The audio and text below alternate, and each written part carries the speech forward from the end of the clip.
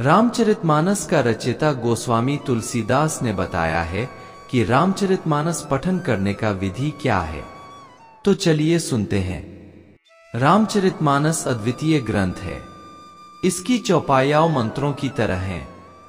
भौतिक समस्याओं के समाधान के लिए तथा आध्यात्मिक उन्नति के लिए रामचरितमानस का पाठ रामबाण की तरह अचूक दवा है।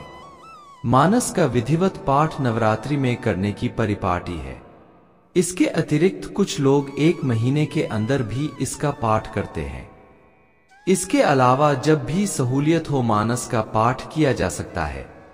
इसके लिए कोई बंधन नहीं है, बस एक ही शर्त है, व्यक्ति के मन में श्रद्धा और भक्ति होनी चाहिए। मानस में गोस्वामी जी ने स्वयं कहा है, राम कथा कहने और सुनने के लिए केवल भक्ति ही आवश्यक है। मानस पाठ करते समय यह मानना चाहिए कि हनुमान जी इस कथा का श्रवण कर रहे हैं।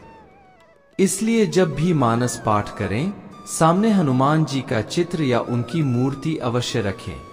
अगर ये दोनों नहीं हो तो हनुमान जी के लिए एक आसन प्रदान करना चाहिए और मन में यह भाव रखना चाहिए कि हनुमान जी कथा सुन रहे हैं। श्रद्धा भाव के साथ रामचरितमानस की पूजा अर्चना और हनुमान जी की पूजा की जा सकती है। इसके लिए किसी मंत्र की आवश्यकता नहीं, केवल भाव ही काफी है। जहां तक संभव हो शांत वातावरण में स्नान कर आसन पर बैठकर मानस का पाठ करना चाहिए। नवरात्रि और मासिक पाठ के उपरांत हवन भी करना चाहिए। अंत में रमा जी की आरती करनी चाहिए। रामायण का पाठ कभी भी किसी भी समय किया जा सकता है, परंतु पाठ करते समय पूरा ध्यान मानस पर लगाना चाहिए और मानस की पंक्तियों का अर्थ भी समझना चाहिए। इस प्रकार मानस पाठ करने से प्रत्येक व्यक्ति का कल्याण होगा, इसमें कोई संदेह नहीं है। रामचरितमानस का पाठ करने के कई लाभ हैं।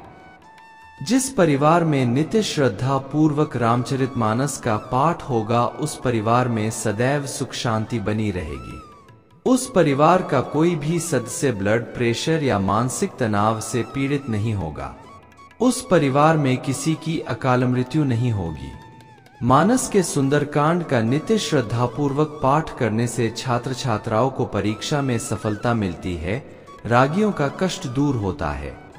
जिस परिवार में रामचरितमानस का पाठ होगा, उस परिवार के सभी सदस्यों के बीच हमेशा सद्भावना बनी रहेगी।